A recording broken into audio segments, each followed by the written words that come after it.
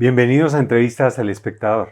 Esta semana mi invitada es Alejandra Jaramillo Morales. Estamos en su biblioteca porque es una de las mujeres colombianas que esta semana ingresó como miembro correspondiente de la Academia Colombiana de la Lengua, un espacio tradicionalmente masculino.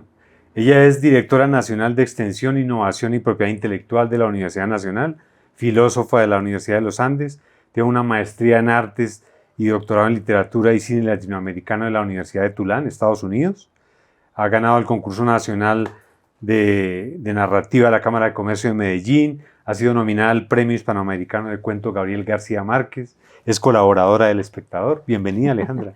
Muchas gracias, don Pues Freddy, me alegra estar acá felicitándote por ese paso tan importante en tu vida, sobre todo para las mujeres en general y las mujeres escritoras.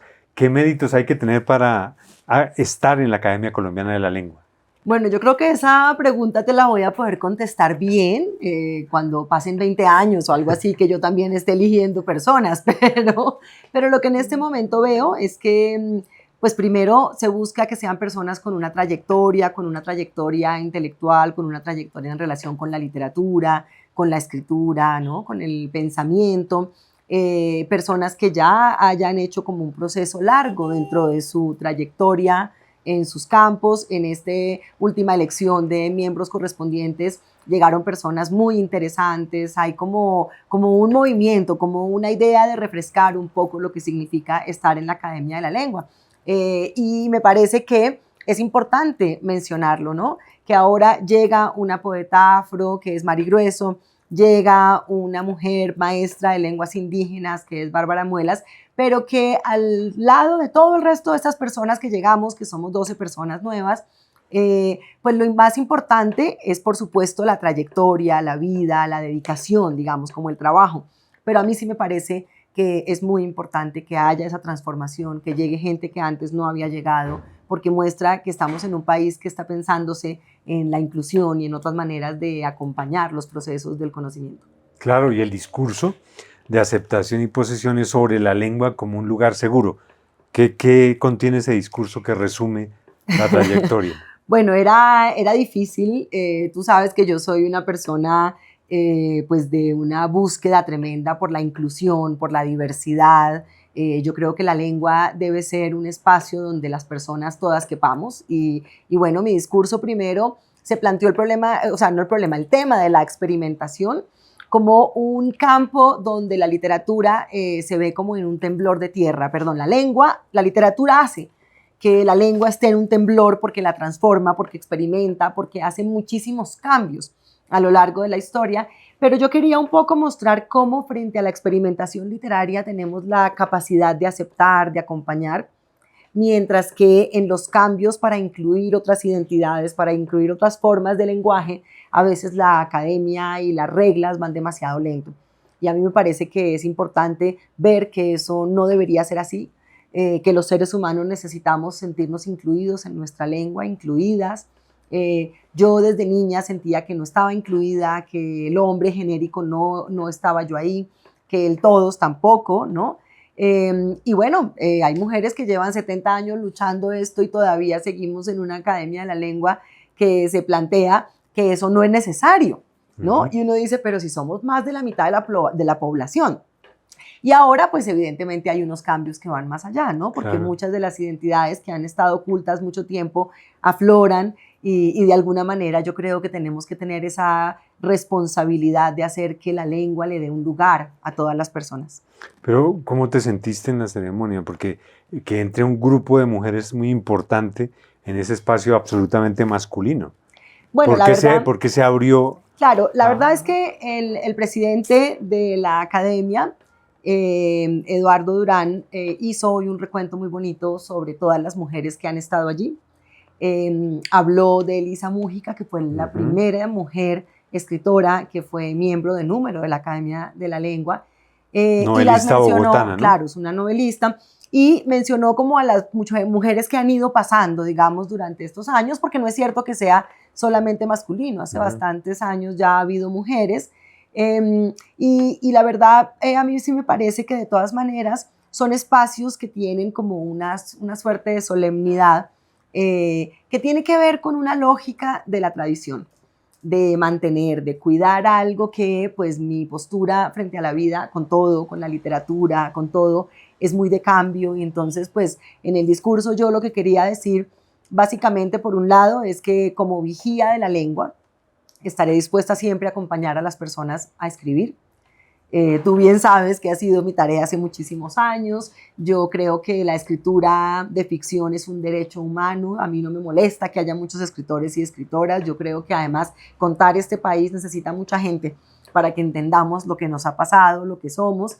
Entonces, por un lado eso. Y por el otro, yo creo que como vigía de la lengua también me entrego como una persona a la que le importa una lengua donde sean más importantes las personas, donde sea más importante el cuidado de las diferencias, de las formas lingüísticas, de todo eso que hace que los seres humanos podamos sentirnos incluidos en la lengua que hablamos y la lengua que nos envuelve, porque finalmente la lengua es una suerte de cárcel, ¿no? O sea, nacemos en una lengua, ahí vivimos y no tenemos manera de salir. Entonces, pues que ese espacio no sea una cárcel, sino un lujo, una cosa bella donde uno puede moverse. Incluso para la irreverencia, ¿no? Porque García Márquez decía hay que liberarse del corsé de la gramática española. Bueno, hoy por supuesto que estábamos en una sala de la Academia de la Lengua donde yo tenía a un lado, a mi lado izquierdo, un retrato que hay de García Márquez ahí, que además es todo en verde. Y entonces, por supuesto, lo mencioné una frase suya donde él dice que la lengua de la calle va mucho más rápido y que lo que realmente hay que hacer es soltar esa lengua escrita que está atrapada en la academia, en la Real Academia de la Lengua, y llevarla hacia ese mundo de la calle. Entonces él dice que es una tarea de los novelistas de la lengua castellana, en la que los novelistas latinoamericanos, y yo incluiría a las novelistas, están empeñados en hacer. Y a mí me gusta mucho esa idea porque yo creo que esa herencia silenciosa que nosotros tenemos de las otras lenguas que se hablaban en este continente es una herencia que hace que tengamos una relación con el español diferente y que lleve a que la segunda mejor novela que más se ha leído, que más ha impactado la lengua castellana sea una novela colombiana, finalmente. Claro, y llevar la lengua teniendo en cuenta la era digital también. Claro, por supuesto, porque además en esa experimentación, pues yo traté de hacer como un recorrido desde momentos de las vanguardias de principios del siglo XX hasta ese momento de ahora en que esta gente joven escribe en esas plataformas, hace novelas por entregas, que es una cosa bellísima, y se apropian de la literatura porque la sienten cercana, porque sienten que puede hacer parte de su vida. Y por eso yo creo que la literatura, y sobre todo en este país, está más viva que nunca. Nombraste a Alicia Múgica, que es un gran referente literario, súper recomendada para quienes no la hayan leído. Ella era bogotana. Alejandra nació en Bogotá, lleva 20 años publicando literatura. Recuerdo que la primera novela, La ciudad sitiada, que es la forma tuya de mirar la violencia de este país desde Bogotá. Y eso me lleva a preguntarte por qué Bogotá se convirtió como en tu universo creativo. Bueno, yo eso me lo he preguntado por años. Ahora tengo un poco una respuesta que tiene que ver con las migraciones, Nelson, porque mira que yo soy la primer bogotana de dos familias paisas. Una familia que viene de Armenia y una de Manizales. Yo soy la primera que nace aquí en Bogotá y yo creo que tiene que ver también un poco con esa búsqueda de un arraigo en un lugar pues del que yo ya soy, pero tampoco soy completamente. Okay. Y a mí la verdad es que de niña siempre me gustó mucho la historia de Bogotá y yo tenía una fascinación con Bogotá. Cuando me montaba en un avión, mi momento más feliz era el regreso cuando yo iba, decía chiquitica, a mi Bogotacita linda. He tenido un amor por esta ciudad tremendo y de repente cuando yo empecé a escribir vivía afuera, estaba en Estados Unidos y sentí que era mi manera de volver. Y precisamente esa novela, La ciudad sitiada, era el retorno a contar una Bogotá en la que yo llevaba 5 años sin vivir y toda la primera parte de la novela la escribí desde Nueva Orleans y luego cuando ya llego a Bogotá a escribir la segunda parte, para mí era una recuperación de la vida, pero al mismo tiempo es extraño porque en la novela misma yo sentía que había algo que yo ya no era capaz de entender. Y el personaje de esa novela está haciendo una película sobre Bogotá y siente que no la puede ver, que algo se le escapa. Y bueno, era una sensación que yo tenía de ese retorno, claro. Pero bueno, creo que después de 22 años de haber vuelto, ya más o menos estoy bien parada aquí. Bueno, Pero los lectores les recomiendo, pueden revisar desde esa novela hasta la más reciente, que se llama Las lecturas del Quijote, que ocurre en Bogotá y que precisamente es una reconciliación para mí con la lectura, con el arte de la literatura y de la lectura, porque es la historia del Quijote llegando a Bogotá en 1605 y esa lectura, esa literatura, cómo va a marcar la amistad de una mujer española con una mujer muisca. Fíjate que está redondeando esa Bogotá. ¿Por qué Sí, la pues trajiste a través del Quijote? mira, yo hace 20 años que entré a la universidad en una reunión del departamento, una colega mía que se llama María del Rosario Aguilar mencionó que se sabía que el Quijote estaban los archivos donde se sabe que viajó a América a los 4 meses de haber salido la primera edición. Para mí eso fue absolutamente sorprendente. Yo dije, esto es la simultaneidad cultural más increíble. Entonces guardé en mis cuadernos eso diciendo, hay que hacer algo con esto. Fue pasando el tiempo y aparecen esas dos mujeres. Yo quería a alguien que viniera a evangelizar con el Quijote. Me parecía que culturalmente tiene un impacto tremendo imaginarse que cuando el Quijote acaba de salir, va a durar unas décadas como un libro de entretenimiento, de divertimento en España, y luego se va a convertir en un silencio, porque va a pasar mucho tiempo y nosotros lo recuperamos, es precisamente por lecturas del siglo XVIII. Ese momento a mí me parecía que era muy interesante porque los libros de caballería que tenían estos grandes héroes, pues se veían absolutamente minados por ese ser que era el Quijote para un momento como una colonia todavía profunda a la que le faltaba muchísimo tiempo. Entonces ahí fue creciendo ese personaje de esta española que va a llegar con el Quijote aquí y que va a querer leerlo con esta indígena que es la otra, la muisca, y sobre todo con los muiscas en el barrio donde ellos viven y trabajar un poco como con ese texto cuando era absolutamente prohibido. No era posible que ese libro se leyera por mujeres ni en España. No era posible que el libro viajara, pero pues nosotros sabemos que la colonia es un gran recorrido de infracciones, ¿no? Sí, Infringir sí. todas las normas. No era posible que llegara a América, ¿no? No lo podía leer una mujer acá, y menos los indígenas. ¿No? Era absolutamente prohibido y por supuesto pues en la novela las van a perseguir por estar leyendo ese libro. Pero creo que tú mencionabas algo que es aún más importante y es como dos mujeres de dos culturas tan distintas leyendo ese libro de maneras tan diferentes, porque las dos tienen lecturas muy diferentes del libro, pueden encontrar que en el espacio de la lectura está la amistad. Y la amistad imposible, porque tienen un sistema de poder entre la una y la otra que es muy fuerte, pero ahí aparece algo de la lectura que es un amor, que es una manera de encontrarse con la otra, que permite un diálogo que no habría sido posible de otra manera. Pero la literatura se construye también desde amistades, desde admiraciones.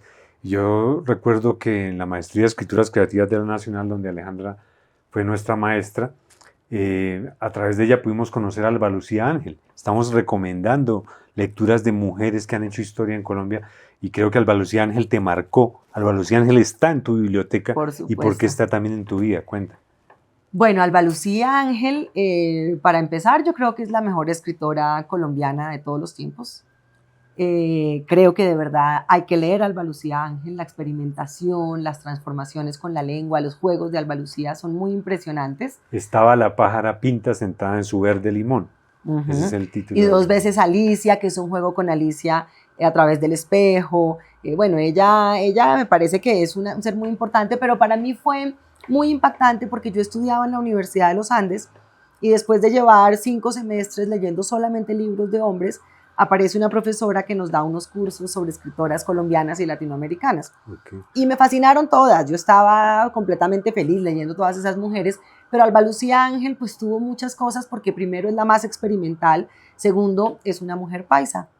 Es decir, ella viene de esa otra raíz mía que no es mi búsqueda de Bogotá, sino ese mundo paisa, y entonces yo sentía que todo lo que ella contaba a mí me tocaba muy de cerca porque era mi familia, era mi mundo. Luego descubrí que cumplimos años el mismo día. Wow. Nacimos un 7 de septiembre las dos. Y cuando finalmente me conocí con Alba Lucía, pues se tejió una amistad que lleva ya muchísimos años. Alba Lucía es como abuela de mi hijo y mi hija. Alba Lucía estuvo en el nacimiento. Mis hijos nacieron en la casa y ella estuvo en el parto de Libertad. Bueno. La recibió, digamos, desde el primer momento. Libertad tenemos es la hija mayor Libertad, de mi hija menor. Y menor. Hemos tenido con Alba Lucía una relación de mucho tiempo, una relación también muy espiritual. Alba Lucía es una chamana, es una mujer de un conocimiento del espíritu tremendo que a mí me ha marcado mucho y me ha ayudado mucho siempre. Entonces, pero sobre todo, claro, yo he dedicado muchos años de mi vida a que la obra de Alba Lucía se conozca, pero no solo la de Alba Lucía, para mí ha sido importantísimo que leamos a las escritoras, que todas las mujeres que han escrito en este país sean leídas. Ahora me fascina el trabajo que está haciendo la Biblioteca Nacional, que lo ha hecho sobre todo Pilar Quintana, y otras mujeres cercanas que han hecho estas bibliotecas de literatura de mujeres, porque lo decía Pilar esta semana, que ella la engañaron, que a ella le dijeron que esa literatura no existía. Y resulta que ha encontrado cosas maravillosas que para nada son lo que nos decían que era, es que solo escriben de lo privado, es que solo... No, ha encontrado de todo, aunque esa escritura de lo privado era muy importante, porque en el siglo XX las mujeres estaban abriendo una puerta para empezar a construir un universo de las mujeres, para poder salir, crear un cuerpo, crear una relación con el mundo. Pero luego pues nos damos la libertad de escribir en general de muchas cosas. Yo suelo escribir sobre mujeres porque a mí sí me interesa seguir iluminando ese mundo, seguir buscando dónde está lo que todavía no hemos visto, lo que no hemos contado. Y no por eso olvidas temas que nos marcan aquí en Colombia como la violencia. Por ejemplo, en el caso de Alba Lucía Ángel, cuando uno lee La pájara pinta, entiende de una manera, desde una mirada femenina, la historia de la violencia de este país. Porque siempre dicen, no, lea 100 años de soledad, lea La vorágine, etcétera, hombres. Pero La pájara pinta tiene una forma de interpretar la violencia que es única, ¿cierto? Pues tiene una cosa que es maravillosa, y es que es capaz de narrar la violencia desde muchísimos personajes distintos. Entonces ya no es la violencia que conocíamos en los autores masculinos, que tienen como un sesgo para narrarla. Sí. Acuérdate cómo Alba Lucía pone a hablar a todo el mundo a la vez. Entonces hablan los policías, y hablan los que están por la calle, y hablan las mujeres, y habla el presidente, y habla la esposa del presidente. Todo el mundo está hablando, creando ese gran canon, esta cosa así de voces tremendas, donde estamos viendo la violencia de frente, digamos, desde la gran pluralidad, pero adicionalmente con el hilo conductor de una niña maravillosa, muy pequeña, que luego ya de adolescente es una mujer bastante revolucionaria, pero también temerosa, y que no sabe cómo se puede cambiar un país como Colombia, y que vive sobre todo entre dos muertes, que son las muertes políticas, pero la muerte de sus amigas, ¿no? Entonces es como eso minúsculo de la vida cotidiana que resuena en la otra relación, que es la muerte de Gaitán, la muerte de Camilo Torres, como ese mundo político, y aquí esas amigas que también representan la relación con la muerte en un país de tanta violencia como el nuestro. Claro. Y un amigo común y maestro que ya no está con nosotros, Roberto Burgos Cantor, nos advertía: ojo a la literatura de Alejandra Jaramillo Morales. Él, por ejemplo, escribió sobre ¿Acaso la muerte?, otra de las novelas de Alejandra. Dice que le encantaba el riesgo descarnado al querer atravesar el infierno presente en las cenizas, que aún duele, ¿no? Eso es como entiendo yo, cómo escribir sobre las cicatrices, incluso sobre la devastación, sin quedarse en ello, ¿no? Ir más allá. Bueno, fíjate que pues hablar de Roberto también nos toma mucho tiempo. Creo que compartimos ese amor profundo. Este fin de semana estuve en la Feria del Libro en un homenaje en el que hablamos muchísimo de él. Otro maestro muy importante para mí, para mi vida. Pero mira que hoy el discurso mío te giraba un poco en torno a ese tema de la herida y de ese dolor, porque yo empezaba una parte del discurso hablando de que soy heredera de muchas heridas. Y en ese heredar heridas hay algo de tener la herida puesta en uno, es aprender a vivir el dolor no solo de uno, sino el ajeno. Y eso me lo enseñó a mí Roberto Burgos. Porque yo creo que la Ceiba de la Memoria es un monumento absoluto a ser capaz de pararse del lado de allá, en el dolor de las otras personas, ¿no? Y bueno, pues creo que ha sido también una tarea que a mí me ha parecido muy importante, y yo he querido siempre ir a ese otro lado y buscar dónde están esos dolores, esos fracasos, claro, esas dificultades que los seres humanos vivimos. El dolor de la colonización, ¿no? Que es un dolor, porque la Ceiba de la Memoria es una historia increíble de todo lo que ocurrió a nivel de esclavitud aquí en Colombia, entrando por Cartagena, ¿no? Entonces es un libro súper recomendado. Pero cuando tú hablas de experimentación de Alba Lucía, por ejemplo, no se me olvida que Alejandra es tan experimental que publicó en El Espectador, y los voy a adjuntar en entrevista, Mandala, que es una novela absolutamente experimental y que ella escribió para experimentar con los lectores y seguidores del Espectador, ¿no? Un proyecto de escritura digital del que estuve atento y del que me alimenté muchísimo. ¿Cuál fue el balance de ese diálogo tuyo con el mundo digital? Pues Mandala sigue siendo como un escenario literario muy interesante. De hecho, el miembro de Número, Olimpo Morales Benítez, que contestó hoy a mi discurso, lo que contestó fue sobre Mandala, porque él decía que le parecía que esa era una experimentación tremenda y que seguía siendo una novela que había zarandeado muchas cosas, que porque él, como un hombre mayor, llega a esa novela buscando el link y cómo se entra, y que luego se sentía muy perdido, pero que encuentra la libertad.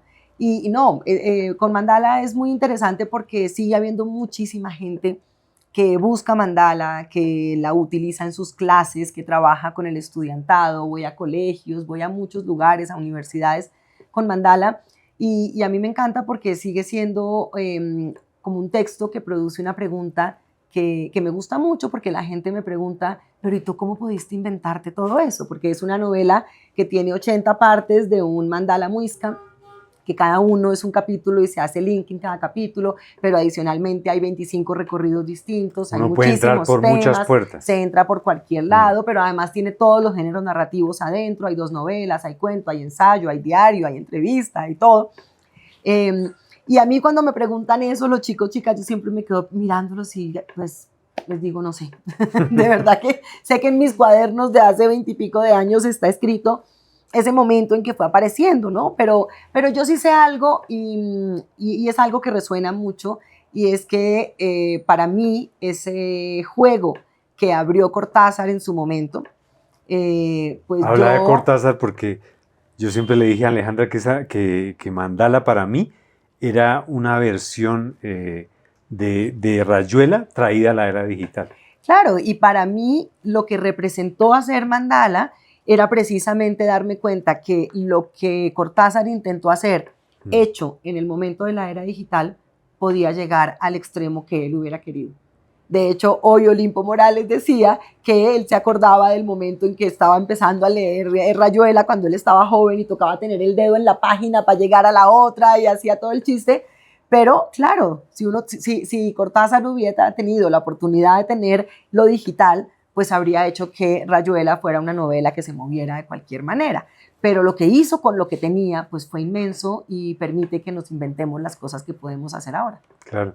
Y también Alejandra dijo, los jóvenes, le interesa mucho ese diálogo con las nuevas generaciones, y ella ha publicado 2 novelas bellísimas para los jóvenes. Por ejemplo, Martina, la novela de Martina y la carta del monje Yukio, por citar una, es un ejemplo de eso, ¿no? Y es de todas maneras un homenaje que tú haces también a tus maestros internacionales, que son los japoneses, Yukio Mishima, por ejemplo. Sí. Pero ¿por qué le has dedicado tiempo también a las nuevas generaciones y novelas específicas para ellos? Pues mira, yo desde siempre, desde muy joven, pensé que iba a escribir libros para niños y niñas, pero durante mucho tiempo sentí que tenía tanta rabia con este país, con lo que era este país, que no era capaz todavía. Y me gasté años y tuve hijo, hija, y creo que ahí me tocó empezar a contar historias para ellas, ¿no? Y para él y ella. Y en ese proceso aparecieron estas historias. De hecho, tengo 2 más.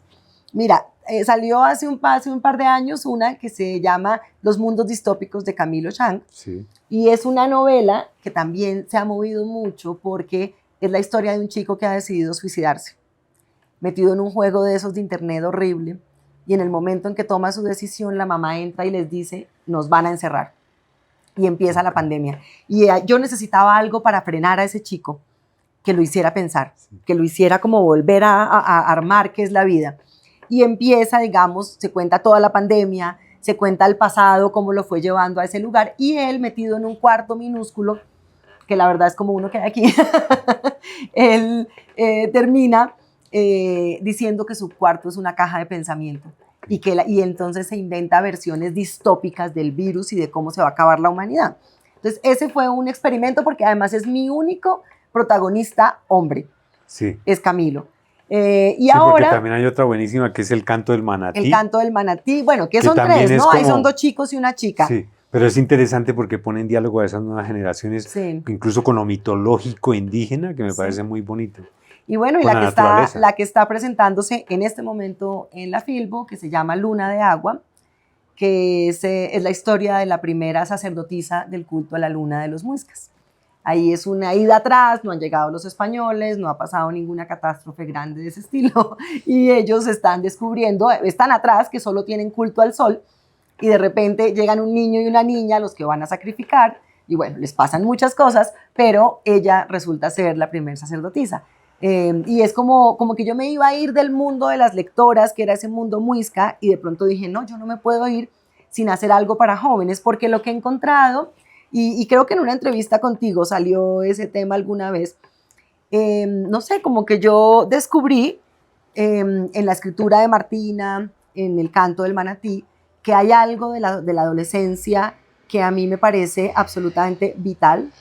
Yo voy a los colegios y siempre les digo, yo creo que la adolescencia es el momento más bello de la vida, y ellos me abren los ojos porque su papá y su mamá les están diciendo todos los días que son insoportables, nadie los aguanta, y de repente creo que hay un montón de cosas para darse cuenta que en esos seres, y tú lo dijiste una vez, que deberían leer todos los padres y madres una novela como Martina, porque descubre uno que detrás de ese chico, chica muy silencioso, de esa persona que entra a la casa y cómo te fue, bien, y qué hiciste, nada, hay un ser viviendo un mundo inmenso y una comprensión de todo y un deseo de elegir quién es, y hay tantas cosas que yo creo que la literatura es un muy buen lugar para encontrar opciones cuando eres tan joven que todavía no tienes referentes, y en esos libros puedes encontrar referentes cuando estás absolutamente solo, porque creo que no hay manera. Yo lo viví con mis hijos, ese momento en que definitivamente uno queda por fuera de la vida de ellos. Dura 2, 3, 4 años y después uno vuelve.